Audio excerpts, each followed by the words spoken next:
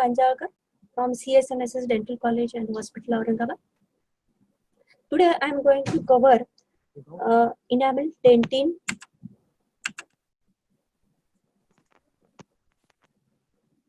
premolars, TMJ and maxillary sinus. So today we'll start with the enamel.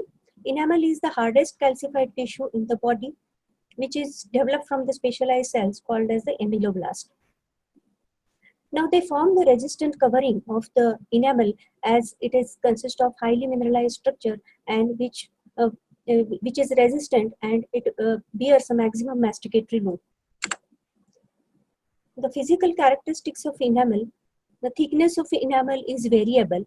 Now the maximum thickness of enamel is about 2 to 2.5 millimeter on the cusp of the human molars and premolars, and at the neck of the tooth it is knife edge. It is hardest calcified tissue. At the same time, it is brittle. The specific gravity of the enamel is 2.8, and it is semi-permeable membrane. So it allows only it allows or permits the certain molecules to pass through it. The color of the enamel is either yellowish white to grayish white, and it depends upon the translucency of the enamel. The chemical properties of the enamel: the enamel consists of 96% of inorganic material and 4% of organic material and water.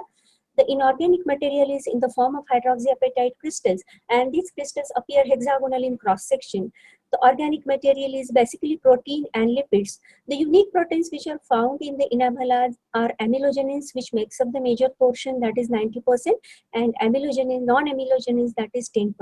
So amylogenins are rich in proline, histidine, glutamine, and leucine, and they are low molecular weight. While the non-amylogenins, they are rich in inamine, amyloblastin, tuftelin, and they are high molecular weight proteins. Now we'll see the structure of the enamels. The enamel consists of enamel rod, rod sheath, and interrod substance. Enamel rods, it is also called as prisms. So the number of enamel rods, they are 5 million in the lower artery incisor to 12 million in the upper first molar. They follow the wavy course or tortuous course, and the diameter of each enamel rod is 4 micrometer. Now this diameter increases from the dentine enamel junction to the surface of the enamel at a ratio of 1:2. So these enamel prisms, they appear as a segmental rods in longitudinal section and fish scale in cross section. Now in this slide you can see this is an enamel rod. This is the head of the enamel rod and tail of the enamel rod, and this appears oval or fish scale in cross section. Now, some of the structures, many structures of the enamel rod, they are beyond the resolution of the light microscope, and they can be best visualized in electron microscopy. So the common pattern of the enamel rod is keyhole or paddle shaped. When we cut it longitudinally, the section passes through the heads or bodies of one row and rods and tails of an adjacent row. So each rod is surrounded by rod sheath and separated by interrod substance, and each rod measures about 5 micrometer in breadth and 9 micrometer in length. The bodies of the rods are nearer to the occlusal and incisal surface, and tails point cervically. Now the orientation of the crystals are oriented parallel to the long axis of their bodies or heads, and they deviate about 65 degrees from the axis as they fan out into the tails. The average thickness of the crystal is about 30 nanometer, and an average width is about 90 nanometer. Now next, the striations of the enamel. Now here in this picture you can see that each enamel rod is built up of the segments which is separated by dark lines that give it as a striated appearance. Now this is because the enamel matrix, it is formed in a rhythmic way. Now the length of each segment or rod is 4 micrometer, and this is because of the diurnal rhythm in rod formation. Next is direction of the enamel rods. Now here in this picture you can see the direction of the enamel rods in deciduous and the permanent dentition. Usually the enamel rods, they are right angle to the dentine surface. In deciduous teeth, in the cervical third and middle third, the enamel rods, they are horizontal, while in the occlusal third, they run obliquely until they are almost vertical in the region of the edge or tip of the cusp or at the incisal edge. In case of permanent teeth, the arrangement of the enamel rods is same in the cuspal region as well as in the middle occlusal 1/3 and middle 1/3, but it varies in the cervical 1/3, where the rods they deviate from horizontal in an apical direction, that is rootward. The next structure is gnarled enamel. In some areas of enamel close to the dentino-enamel junction, especially in the region of cusp. Now in this slide you can see the enamel rods, they are arranged more complexly and they are intertwined. Now this appearance or optical appearance is called as a gnarled enamel. Now it is, suppose it is related to the increased strength of the enamel. The next is Hunter-Schucker band. Now these Hunter-Schucker bands, they are alternate light and dark bands. Now you can see these are the dark bands, light bands, dark bands, light bands. Now dark bands, they are called as diazones, while light bands, they are called as parazones. Now this appearance of these Hunter-Schucker bands is because of the change in the direction of the enamel rods. This is a functional adaptation, and in longitudinal section, they are best visualized in ground section under oblique reflected light. The angle between the diazone and parazone is about 40 degrees. Now these rods, as you can see here, they in the outer third of the enamel, they do not bend, and therefore these bands, they are absent in the outer third of the enamel. Incremental lines of Retzius. Now here in this picture you can see the arrow indicates the incremental lines. These are the brownish bands in the ground section of the enamel, and they indicate the successive opposition of the layers of enamel. They denote the rest periods between the periods of activity, and in cross section they appear concentric and they run obliquely from dentino-enamel junction to the surface. So these are all these incremental lines of Retzius. Now these incremental lines, they have been attributed to the periodic bending of the enamel rods, to variation in the basic organic structure, or to the physiologic calcification rhythm. So this all are the incremental lines. Next is enamel lamellae. They are the leaf-like structures which run from the enamel surface towards the dentino-enamel junction. There are three types. Usually these enamel lamellae, they develop in the planes of tension. So there are three types: type A, type B, and type C. So type C is the more common. Type A and type B, they reach up to the dentin, and type C usually it crosses the dentino-enamel junction. So type C is more common. Type A and type B. Type A is filled with the poorly calcified rods. Type B is filled with the degenerated cells, and type C with the organic matter derived from the saliva. So type C is the more common. Now it is a site of weakness and it forms the road of entry for the bacteria and that initiate the caries. That is the clinical significance of the enamel lamellae.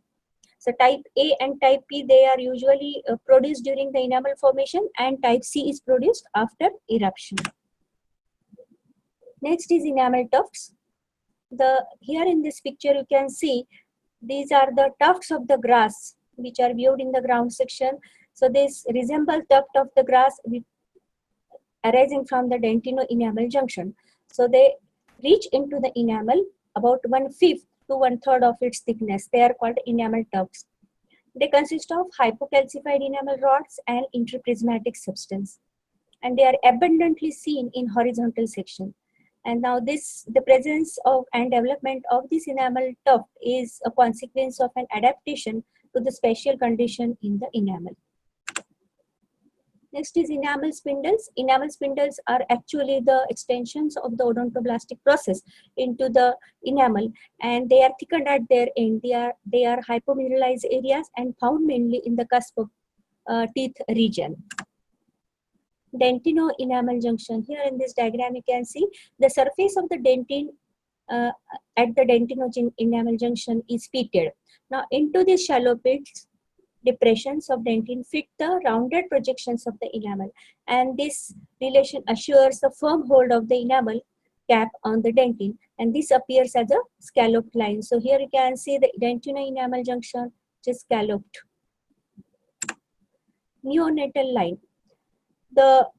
This is accentuated incremental line of Retzius, which is denoting the prolonged period of rest during the birth. And the enamel of the deciduous teeth develops partly before and partly after the birth. So the enamel which develops before the birth and The enamel which develops after the birth is separated by a darkly brownish line that is called as a neonatal line. Now, this appears due to the abrupt change in the environment and nutrition of the newborn infant. The prenatal enamel which is formed is of a better quality than the postnatal enamel. Here, the arrow indicates the neonatal line. Here you can see this. It is seen in all deciduous teeth and in first permanent molars only.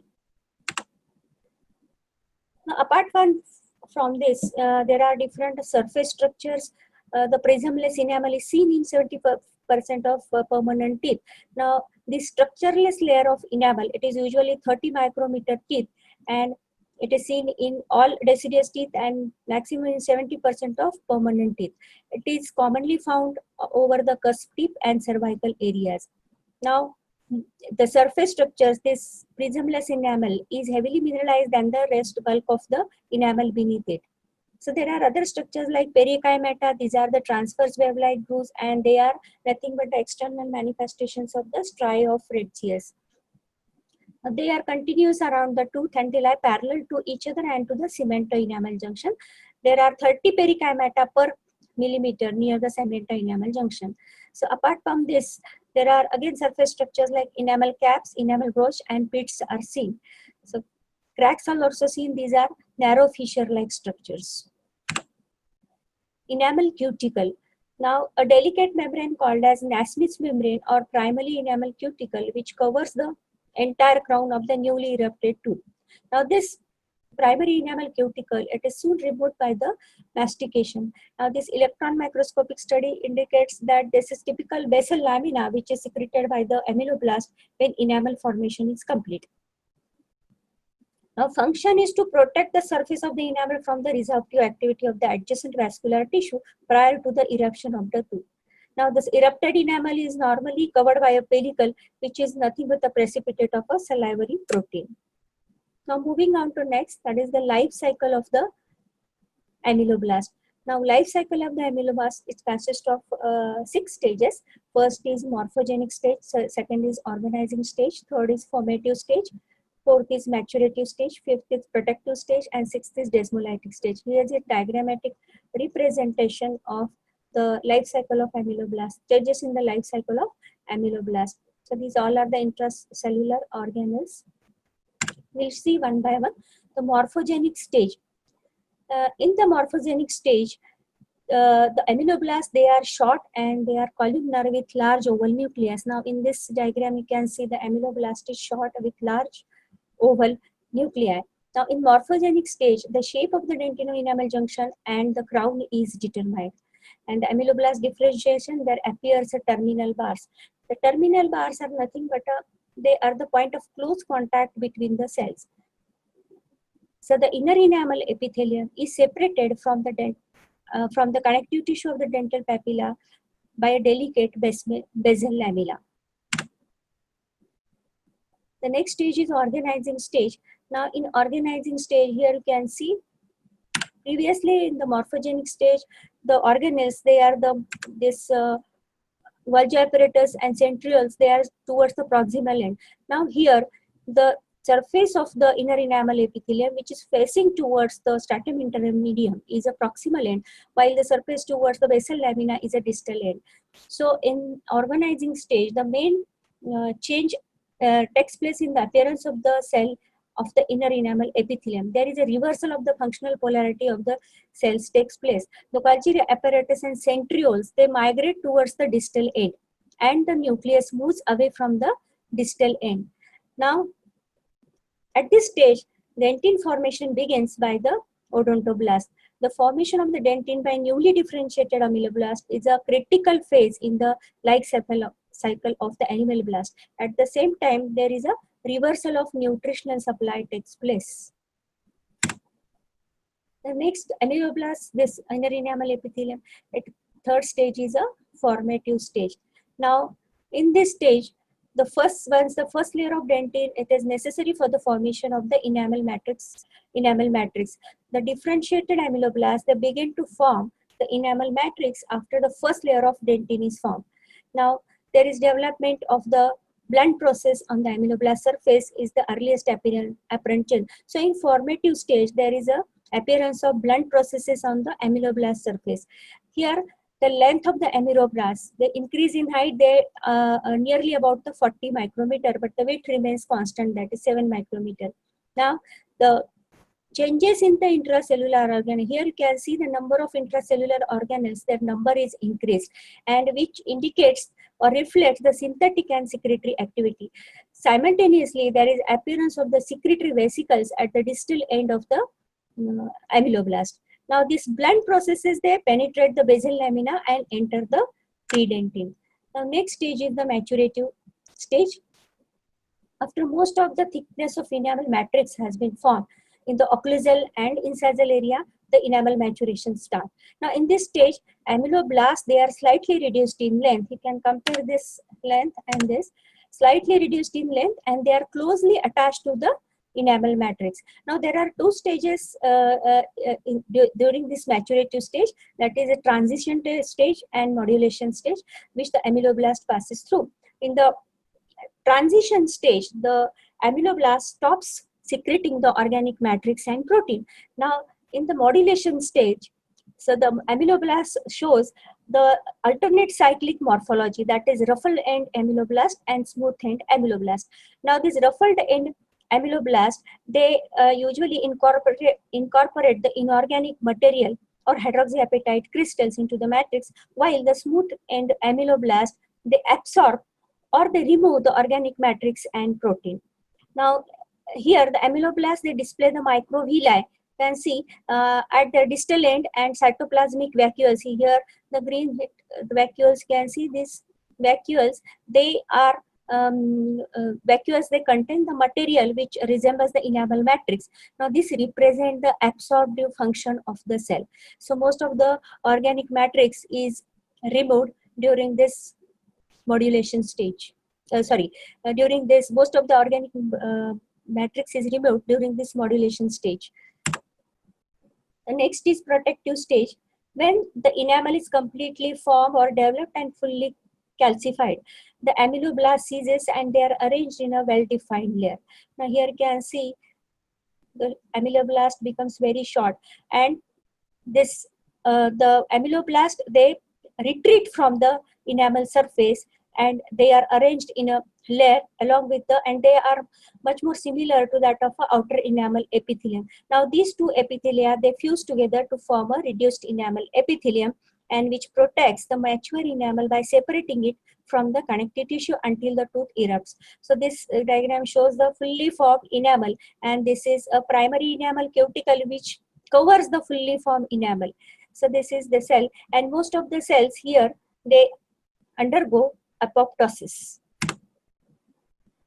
Last is the desmolytic stage. Now, here in desmolytic stage, the completely formed enamel or enamel in the crown is covered by a reduced enamel epithelium. This reduced enamel epithelium proliferates and induces the atrophy of the oral and connective tissue, which is separating it from the oral epithelium. Now, there is a fusion of this reduced enamel epithelium and the oral epithelium takes place, and the epithelial cells, they secrete the enzyme and destroy the connective tissue fibers by desmolysis. Now, this brings about the fusion of these two epithelia and provides the epithelial line pathway for the tooth to erupt into the oral cavity without bleeding. So, in the first diagram, we can see this. These are all the stages in the life cycle of amyloblast. Here, the first stage is the morphogenic stage. Second is the organizing stage, where there is a reversal of the functional polarity takes place. The third stage is the formative stage. Here, in this case, you can see the number of intracellular organelles. They are increased in number, and secretory granules, you can see they are appearing in the distal end of the amyloblast.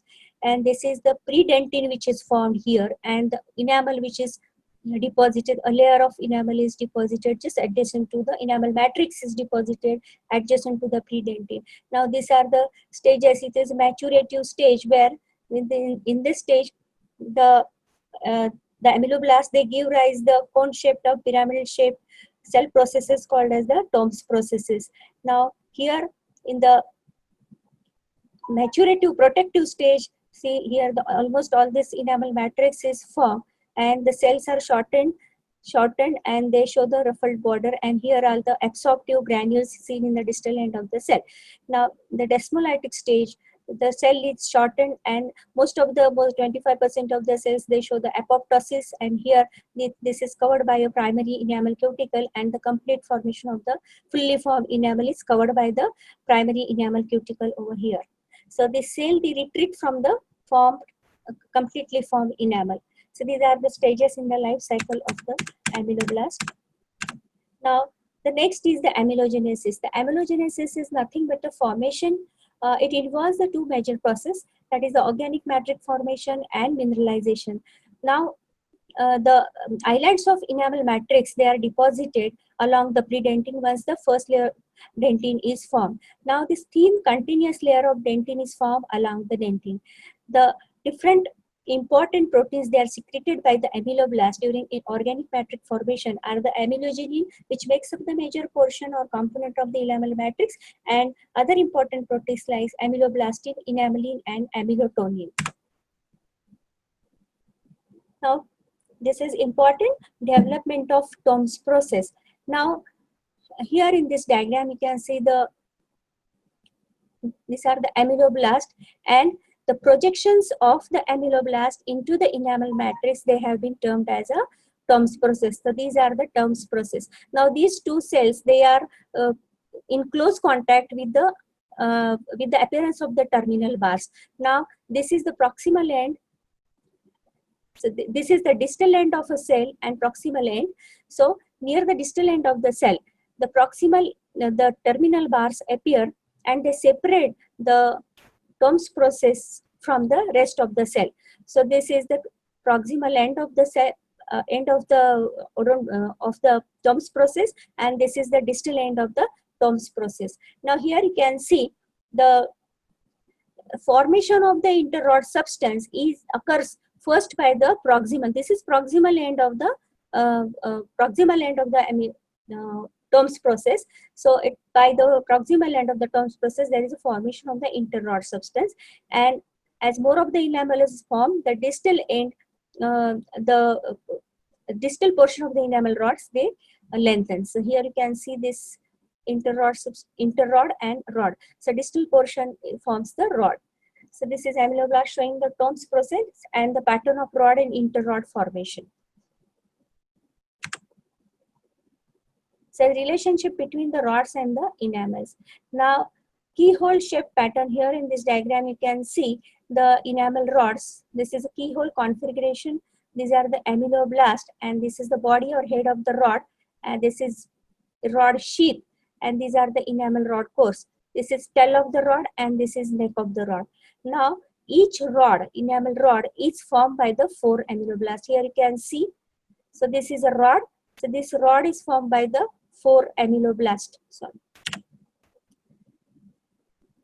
And each ameloblast contributes, for example, to the formation of 4 different rods. Here you can see each rod is formed by 4 ameloblasts, and each ameloblast contributes to the formation of the 4 enamel rods. Now the final phase of the amelogenesis, where ameloblasts lose their distal portion of the Tom's process and become shorter.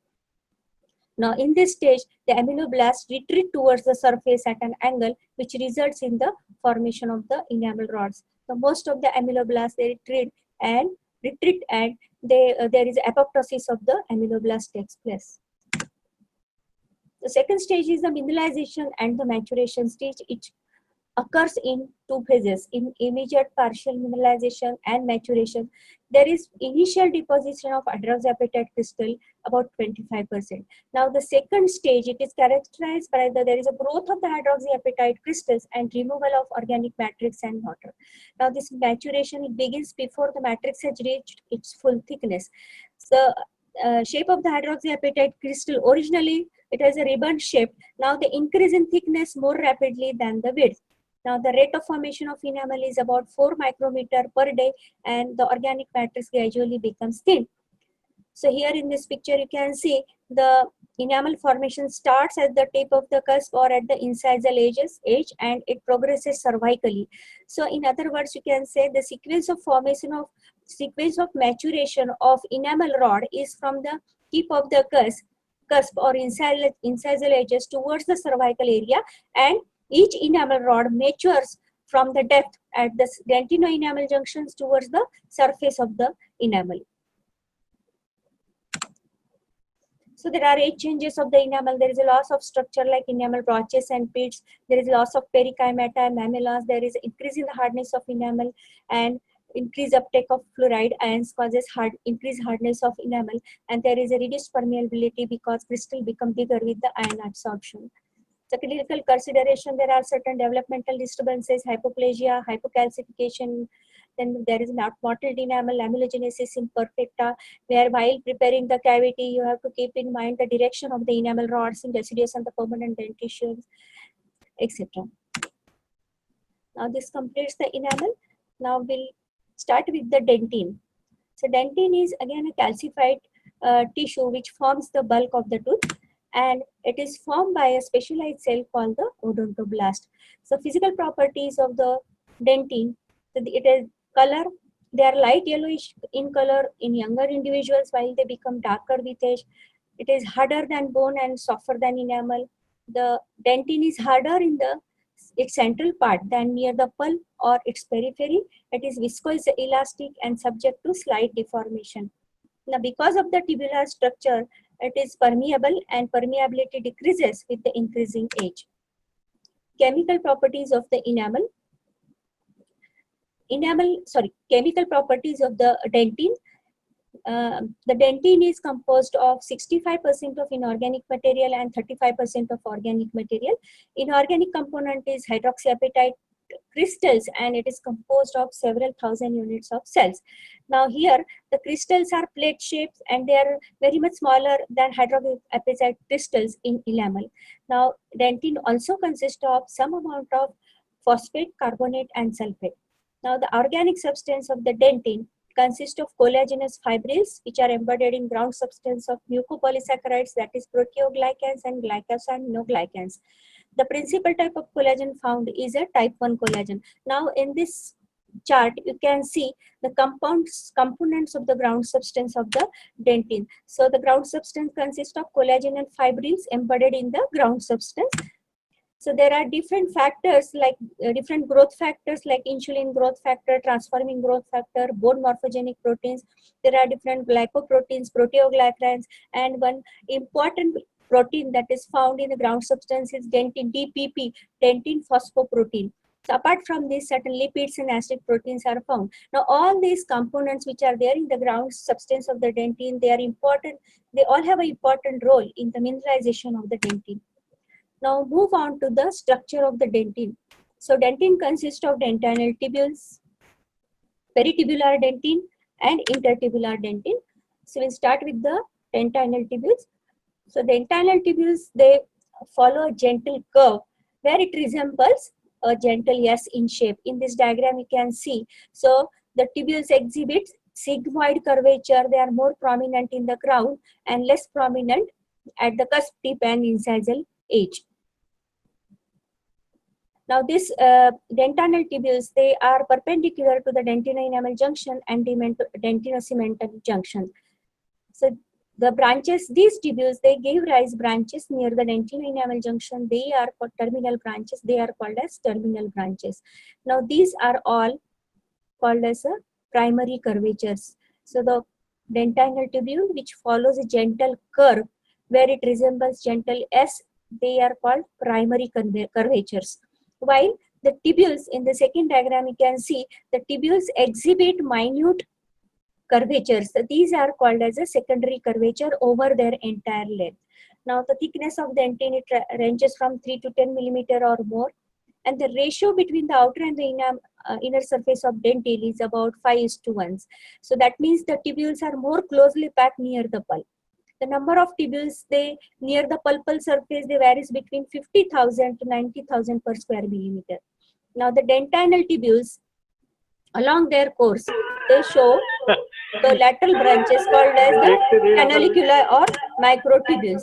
नाही म्हणजे Peritubular जेव्हा dentin. तुम्हाला माहित आहे की Peritubular dentin. So it immediately surrounds the dentinal tubule. So here you can see in this diagram, this is a dentinal tubule where it is surrounded by forms a wall of the peritubular dentin forms the wall of the tubule. It is highly mineralized than the intertubular dentin. Now, one thing that is the periodontoblastic space. It is the space between the odontoblastic process and the peritubular dentin, in which there is a dentinal fluid. So intertubular dentin is located in between the dentinal tubules, and it is made up of type 1 collagen. So these collagens are randomly oriented around the dentinal tubules. So this is dentinal tubule, peritubular dentin, and intertubular dentin. So the peritubular dentin is highly mineralized than the intertubular dentin. So predentin, in this diagram you can see this is pulp, and predentin is always located adjacent to the pulp, that is about 2 to 6 micrometer wide. It is not mineralized and it takes up the pale stain. Now the odontoblastic process, they are the cytoplasmic extensions of the odontoblast, and they are largest in diameter near the pulp. Here in this diagram you can see individual odontoblast. Here they are largest in diameter near the pulp, and as they go traverse through the predentin and the mineralized dentin, they near the dentin and enamel junction they taper. The odontoblast cell is 7 micrometer in diameter and 40 micrometer in length. So there, the some of the odontoblastic process, they process the dentin and enamel junction and enter the enamel. Those are called as enamel spindles. So odontoblast also gives rise some lateral branches along their length. Now there are different types of dentin: primary dentin, secondary dentin, and tertiary dentin. So we'll see one by one what is primary dentin. Primary dentin is one which is formed before the root completion. So there are two types: mantle dentin and circumpulpal dentin. Now in this diagram you can say this C is the mantle dentin. So mantle dentin is nothing but which is the outer or most peripheral part of the primary dentin, and it is about the 20 micrometer thick. Now, the organic matrix of this mantle dentin consists of large diameter of collagen fiber. They are called as von Kopp's fiber, and they contain mainly type 3 collagen. So the difference between this, the circumpulpal dentin, which is the rest of the dentin, where it undergoes the linear or globular mineralization, while the mantle dentin shows the globular mineralization. So this the circumpulpal dentin is the mantle dentin is less mineralized than the circumpulpal dentin. Secondary dentin is a narrow band of dentin which is bordering the pulp. Here you can see this primary dentin and secondary dentin.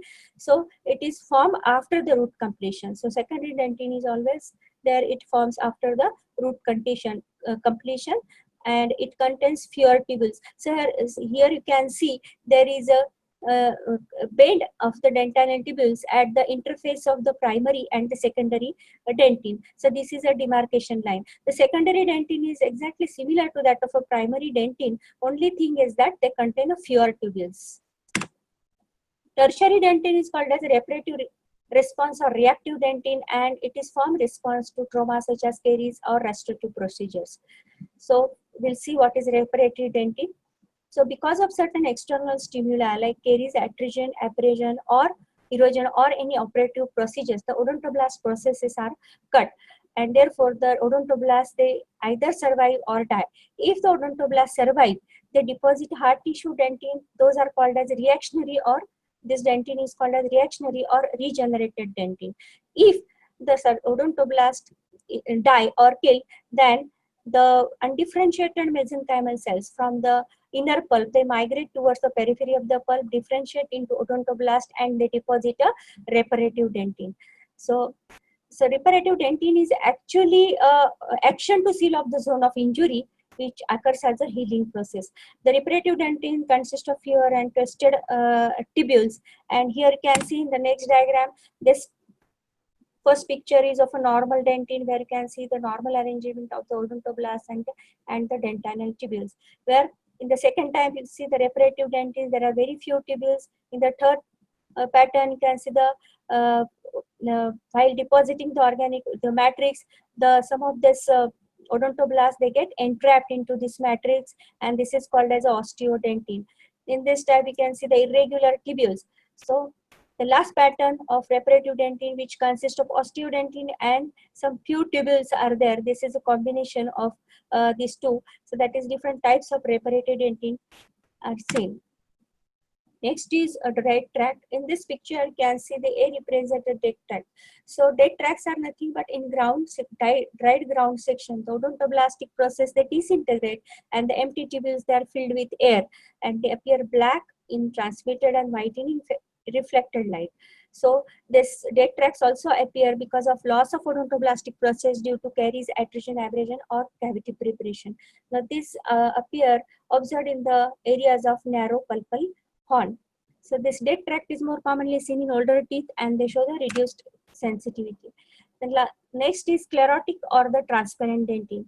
The dentinal tubules are filled with the calcified material in response to the external stimuli like the caries, attrition, or erosion. Now they are filled with the collagen fibers and hydroxyapatite crystals and obliterate the lumen of the dentinal tubule. Now this is a defensive reaction of the dentin, and therefore the refractive indices of the dentin are equalized and it becomes transparent. So in transmitted light they appear light, and in reflected light they appear dark. So it reduces the permeability of the dentin. So sclerotic dentin is especially seen in roots of the older teeth, elderly individuals. Next, in incremental lines. The incremental lines in dentin are called as incremental lines of von Ebeler. Now here in this picture you can see these are the incremental lines of von Ebeler. They are the fine striations in the dentin, and they are at right angle to the dentin. So this incremental line actually reflect the daily rhythmic recurrent deposition of the dentin. In the second picture you can see the accentuation of the incremental line. Those are called as a contour line of Owen. Like enamel, dentin also shows the presence of neonatal line, which actually separates the prenatal dentin from the postnatal dentin, where the prenatal dentin is of better quality than the postnatal dentin. Granular layer. So Tom's granular layer in this picture here this is the cementum. So this is a granular zone just adjacent to the cementum, which appears granular in transmitted light. Now this is because of the coalescing and looping of the terminal portions of the dentinal tubule. Now this is again hypomineralized area, and its appearance is basically seen in the root areas and not in the crown, even though the crown shows more of the branching of the dentinal tubules near the dentino-enamel junction. So this is Tom's granular layer. Interglobular dentin. Now there are two mineralization pattern. As I said, this is a globular and the linear mineralization pattern. So sometimes in dentin, the mineralization begins in a small globular masses. If these globular masses, they fail to fuse together fails to coalesce into a homogeneous mass, there results a hypomineralized area. Now this hypomineralized area, this appears black in transmitted light. Here you can see this this interglobular dentin. This is termed as interglobular dentin. Now this interglobular dentin is found just below the mantle dentin. This is a mantle dentin. This is dentino-enamel junction, and just below the mantle dentin, there is a interglobular dentin. Here you can see, and they appears black in transmitted light.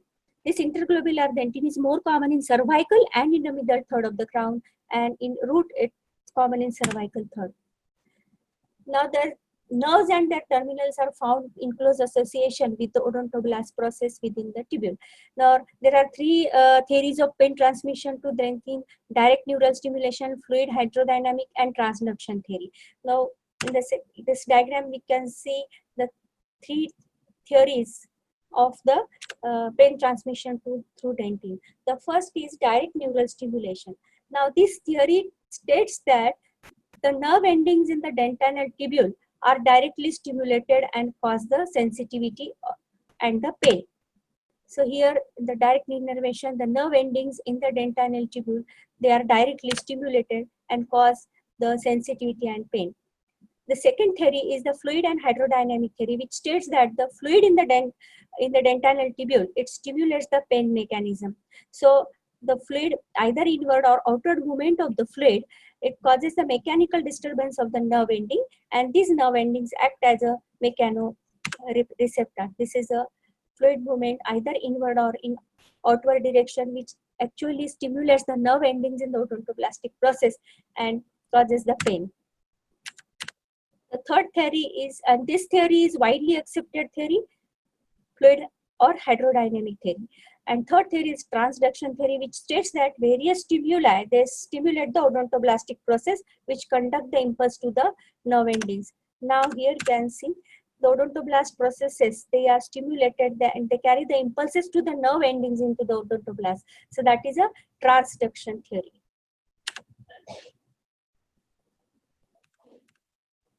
Now moving on to the dentinogenesis. So dentinogenesis is the formation of a dentin. Now once the odontoblasts are differentiated, they begin at the cusp. Formation of the dentin begins at the cusp tip.